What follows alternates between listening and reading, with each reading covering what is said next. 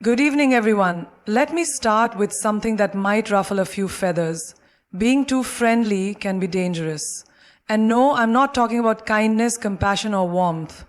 I'm talking about the kind of friendliness that bends your values, compromises your boundaries, and makes you say yes when every cell in your body is screaming no. There's a difference between being approachable and being a pushover. You see, we live in a world that's constantly urging us to fit in. Be liked, be agreeable, smile more, don't ruffle feathers, don't be too much. And slowly we start trading authenticity for approval. We become so friendly, we forget to be real. Being kind is one of the most beautiful human traits. It has the power to heal wounds, build bridges, and open hearts. But somewhere along the way, we've started confusing kindness with people-pleasing. We've been taught, especially in cultures that glorify politeness and humility, that saying yes is noble, that keeping the peace is mature, and that always being available and agreeable is a sign of goodness. But here's the truth no one talks about. Kindness should never come at the cost of your values, your peace, or your identity. Kindness does not require you to be silent when something feels wrong. It does not require you to allow others to take advantage of your empathy, and it certainly does not mean you must compromise who you are just to make someone else comfortable. There's a fine line between being kind and being a doormat, and many of us cross it without even realizing it. We smile when we're uncomfortable. We say yes when our gut says no. We engage in conversations that make us feel small just to avoid the label of being rude. Let's get this straight. Being friendly and being kind are not the same thing. Friendliness is often external. It's how you behave, how you're perceived, how much you blend into a room without shaking anything up. Kindness, on the other hand, is rooted in empathy, truth, and sometimes even confrontation. True kindness might mean setting a boundary. It might mean saying, I can't help you with that right now. It might mean walking away from relationships that drain you, even if you love the people involved. And yes, sometimes true kindness is tough. When you're constantly friendly to everyone, even to those who misuse your time, disrespect your space, or constantly take without giving, you're not being kind to yourself. You're abandoning yourself. And when you abandon yourself over and over, you start to shrink. You begin to question your worth. You lose the clarity of your voice. And all for what? Approval? Validation? The illusion of peace? Kindness, in its truest form, begins with yourself. You cannot pour from an empty cup, and you certainly can't offer meaningful love to others when you are starving for it yourself. When you stop being too friendly, you start reclaiming your time, your energy, and your authenticity. You begin to make decisions that serve your growth instead of your guilt. You realize that saying no is not mean, it's mature. It's necessary, it's healthy, and let's be honest, people respect those who respect themselves. Being too friendly might earn you short-term likability, but it rarely earns you long-term respect. You become the one people call when they want something, not because they value you, but because they know you won't say no. Is that the legacy you want to leave? Or do you want to be someone who stands firm in their truth, even when it's uncomfortable? There's power in saying, this doesn't work for me. There's dignity in choosing your mental health over constant availability. There's strength in prioritizing deep, meaningful relationships over superficial ones that survive only on your constant friendliness. This is not a call to be cold or harsh. This is a call to be real, to be intentional, to understand that your kindness is most powerful when it's rooted in truth, not fear. You can still be compassionate and still say no.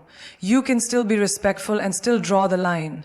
You can still love deeply and protect your energy fiercely. So stop being too friendly if it means abandoning yourself. Stop smiling through situations that make your soul ache. Stop agreeing just to avoid discomfort. Your life is too precious to live on everyone else's terms. Let your kindness be real, let it be powerful, and most importantly, let it begin with you. The desire to be liked is deeply human. From a young age, we're conditioned to seek approval from our parents, our teachers, our peers. We're taught to be good, to follow the rules, to behave. We carry that conditioning into adulthood, often without even realizing it. And as adults, this desire for acceptance can become a quiet trap, one that slowly pulls us away from who we truly are. We begin to shape-shift. In one room, we become the agreeable colleague, in another, the funny friend. With family, we play the role they expect, even if it doesn't align with our truth. And the scariest part, we're celebrated for it.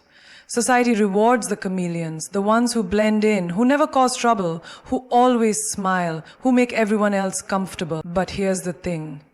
That comfort often comes at the cost of our own. Authenticity is messy, it's raw, it's inconvenient.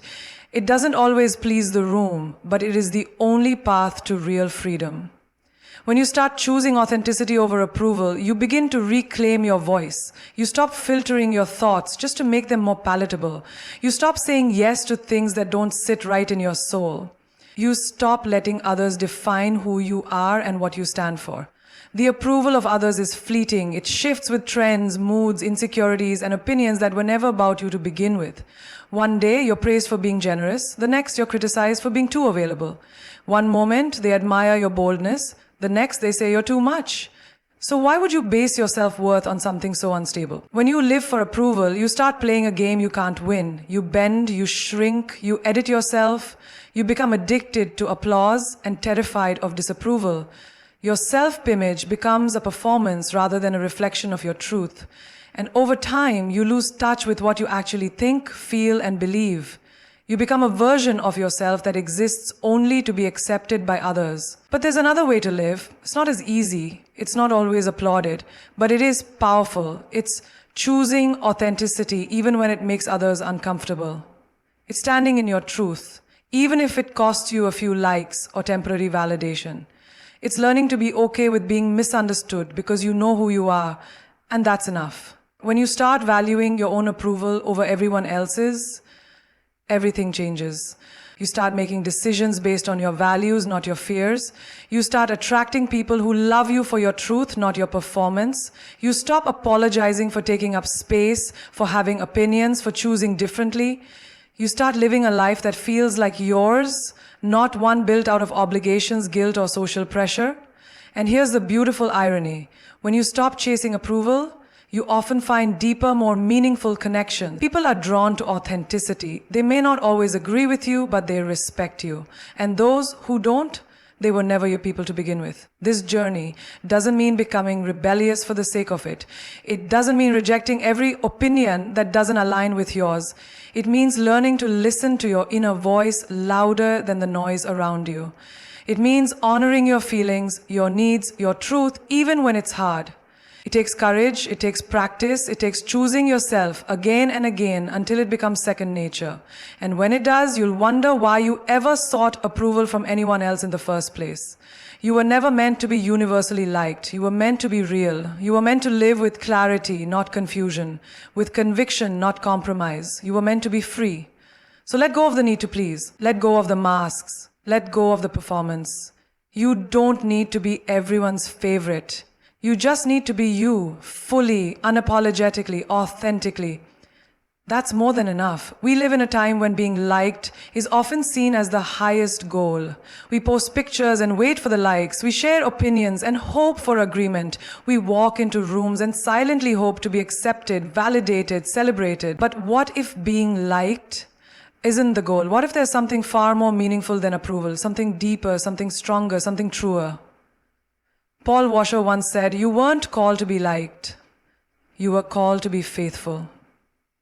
That sentence holds so much weight. It calls us to look inward and ask, what do I actually stand for? What do I believe in when no one is watching? And am I willing to stay true to that even when people don't like it? You see, being liked is easy when you agree with everyone, when you stay quiet, when you avoid anything that might cause discomfort. But faithfulness?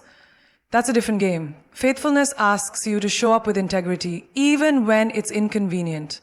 It asks you to stay committed to your values, even when it would be easier to just go along with the crowd.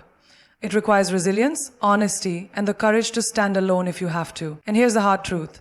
When you choose faithfulness over likability, you will disappoint people. You will challenge them. You may even lose some of them, not because you did something wrong, but because you finally did something real. You finally said no. You finally spoke up. You finally chose what's right over what's easy. And that shift can make people uncomfortable, especially those who are benefiting from your silence or your compliance. But here's what no one tells you. The cost of being liked by everyone is often being loyal to no one, not even yourself. You start compromising little by little. You say yes to things you don't believe in. You keep quiet when you should speak up. You allow things that chip away at your values, and before you know it, you're living a life that looks great on the outside but feels empty on the inside.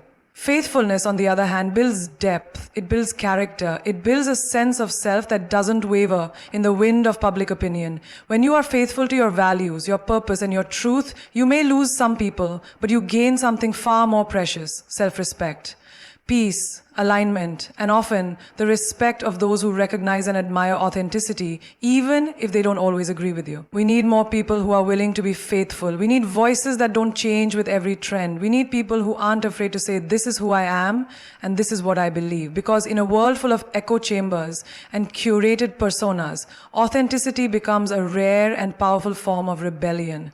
Choosing faithfulness doesn't mean you stop caring about people. It means you stop betraying yourself to make others comfortable. It means you care enough to be honest even when it's hard. It means you recognize that real connection can only happen when people see the real you, not the filtered, edited, agreeable version you've presented to be accepted. And yes, it will be hard sometimes. You might feel misunderstood, you might feel isolated. But those moments are not signs of failure, they are signs of growth. They are the fire that forges strength. The discomfort that births confidence, the silence that teaches you to listen to your own voice above all others. So stop measuring your worth by how many people like you. Start measuring it by how true you've stayed to yourself. Because in the end, the applause fades, the followers move on, the compliments come and go. But your character, your faithfulness, that's what remains. That's what defines you. You weren't called to be liked, you were called to be faithful. And if that makes you too much for some, let it. Because the world doesn't need more agreeable people, it needs more real ones, more courageous ones, more faithful ones. And that starts with you. There's a quiet strength in boundaries that often goes unnoticed. We're taught to be generous, to give, to serve. And those are beautiful things. Until they become one-sided, until the giving never stops and the receiving never comes, until you wake up one day feeling stretched thin, taken for granted, and unsure how you got there. That's the moment you realize something powerful. Boundaries are not barriers. They are bridges to a healthier, stronger version of you. When you constantly allow your lines to be crossed in the name of being nice, helpful, or easygoing, you slowly start to disconnect from yourself. Your time, your energy, your emotional capacity, they're not infinite. And every yes you give when you want to say no is a quiet betrayal of your own well-being. It's not selfish to have boundaries, it's necessary. Because you cannot keep showing up for everyone else if you're constantly abandoning yourself in the process. Setting boundaries isn't about building walls, it's about drawing lines of respect. It's about saying, this is what I can offer and this is what I cannot carry. It's about knowing your limits and being honest about them. And it's also about accepting that not everyone will like those limits, but sticking to them anyway. That's where real power lies. People who benefit from your lack of boundaries will be the first to push back when you start setting them. They'll call you selfish, distant, cold. But that says more about their expectations than your actions. The truth is, when you have boundaries, you're not pushing people away. You're teaching them how to love you correctly. You're teaching them that your time is valuable, your peace is sacred, and your energy isn't up for constant negotiation. And when you start respecting your own boundaries, something amazing happens. You begin to attract relationships that are mutual, balanced, respectful. You stop entertaining one-sided dynamics that drain you. You stop over-explaining yourself to people who only hear what they want to hear. You stop apologizing for simply taking care of yourself. Boundaries also reveal a deeper kind of self-love, the kind that says, I deserve rest. I deserve to be heard. I deserve relationships where I don't have to fight for basic respect. It's not about being difficult, it's about honoring yourself, your purpose, and your emotional bandwidth. And the beauty of boundaries, they make your yes more powerful. When you choose to give from a place of fullness, not obligation, it's authentic, it's joyful, it's generous without being exhausting. You're not helping because you're afraid to say no, you're helping because you want to. And that changes everything. Of course, it's not always easy to set boundaries, especially if you've been the one everyone leans on, calls on, and counts on. You might feel guilt, you might feel fear, but growth often begins in discomfort. The people who truly care about you will understand.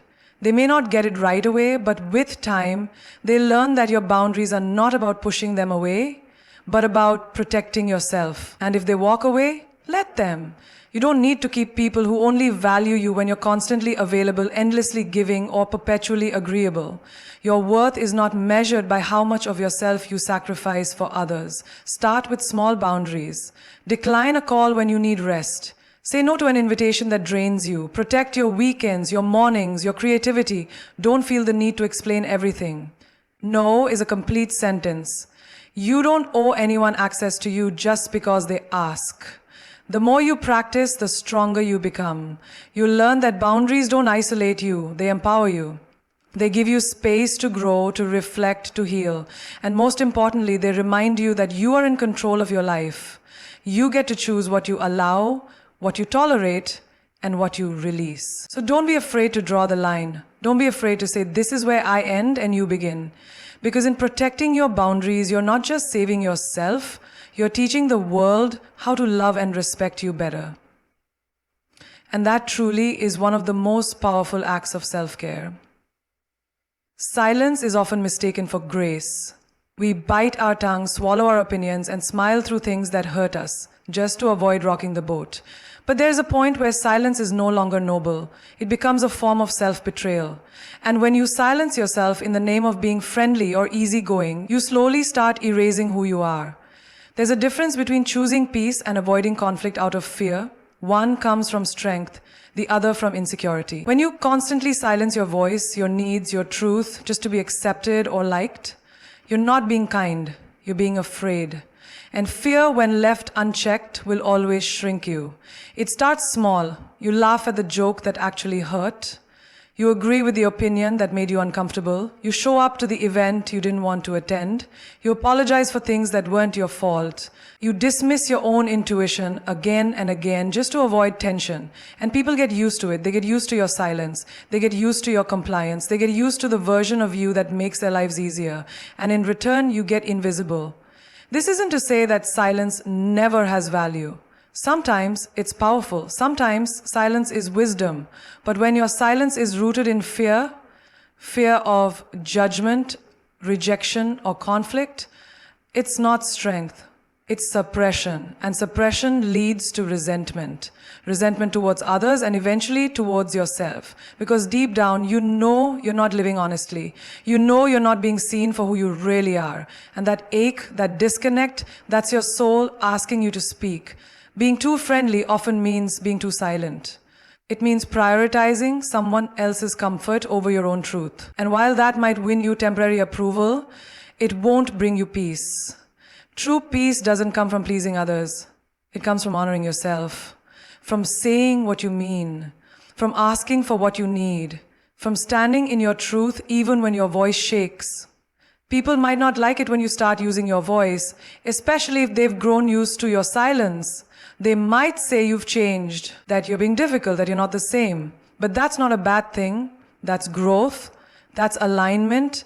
That's you stepping into your power and finally realizing that your voice matters just as much as anyone else's.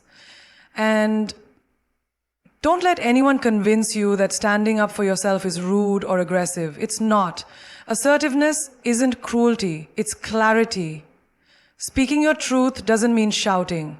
It doesn't mean attacking. It simply means refusing to disappear to make others more comfortable. It means replacing silence with honesty. And honesty, even when it's hard, is the foundation of real connection. When you speak, you create boundaries. When you speak, you invite respect. When you speak, you show others how to treat you. And yes, not everyone will respond with kindness. But the right people, the ones who value you for you, will appreciate your honesty. They will adjust. They will grow with you. Start small if you have to. Speak up in a meeting. Disagree respectfully in a conversation. Ask for space when you need it. Say, I'm not comfortable with that, instead of just going along. It may feel awkward at first, unnatural even, but the more you do it, the more natural it becomes. The more you realize that your truth is not a burden, it's a gift. You don't owe anyone your silence. You don't have to keep making yourself small to keep others comfortable. Your voice was given to you for a reason. Use it. Not to hurt, not to dominate, but to honor yourself. Because the real danger of being too friendly is not that others will walk all over you, is that you'll stop recognizing yourself in the process. And no amount of approval is worth that. So speak. Kindly, clearly, fearlessly. Speak not because you want to be heard, but because you deserve to exist fully, out loud, in truth, and without apology. There's something incredibly freeing about realizing you don't have to be everything for everyone. That your worth is not defined by how many people you please, how often you say yes, or how well you fit into someone else's expectations. When you start to release the pressure of being constantly available, agreeable, or on, you make room for something far more important, you. For too long, we've been conditioned to equate constant friendliness with goodness.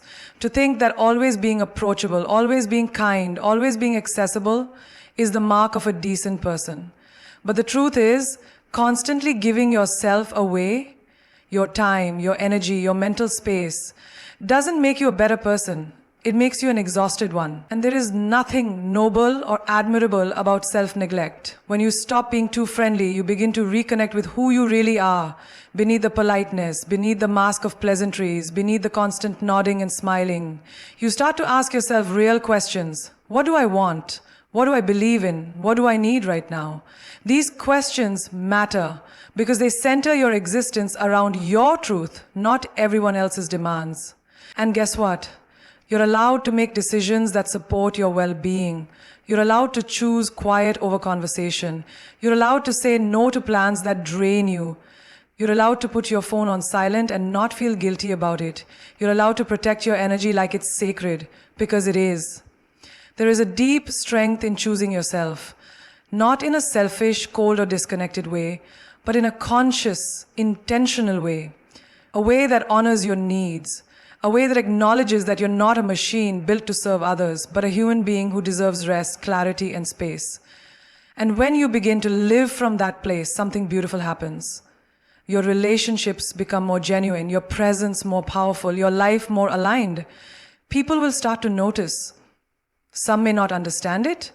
Some may resist the change. They were used to the old version of you, the one who never said no, who always smiled, who sacrificed endlessly. But that version of you was not sustainable. That version of you was burning out in silence. And you've decided not to live like that anymore. Reclaiming your authenticity doesn't mean rejecting kindness. It means redefining it. It means being kind from a place of fullness, not depletion. It means giving when you want to, not when you feel obligated to. It means showing up for others without disappearing in the process. When you stop trying to be liked by everyone, you start liking yourself more. You stop editing your personality just to be palatable. You stop censoring your emotions to keep the peace. You stop chasing approval and start chasing peace. And peace, real peace, is not loud or flashy. It's steady. It's knowing that you're living in alignment with your values, regardless of who claps for you. You also begin to see how much time and energy you were wasting trying to be nice all the time. How many moments you lost to people pleasing. How much of your power you handed over in the name of not upsetting anyone. And then you realize that energy can now go toward your goals, your healing, your creativity, your joy. Letting go of being too friendly isn't about becoming distant. It's about becoming real. Real with yourself, real with others, real about what matters to you and what doesn't. And in that space of honesty, you finally breathe, you finally stretch, you finally expand into your full self. So stop being too friendly if it's costing you your peace. Stop over-explaining. Stop saying yes out of guilt. Stop dimming your light to make someone else more comfortable. You weren't put on this earth to keep everyone happy. You were put here to live boldly, love deeply, and grow unapologetically. You don't have to be available to everyone. You just have to be available to the right people. And most importantly, you have to be available to yourself. That's where your power lives. That's where your truth lives. That's where your real life begins.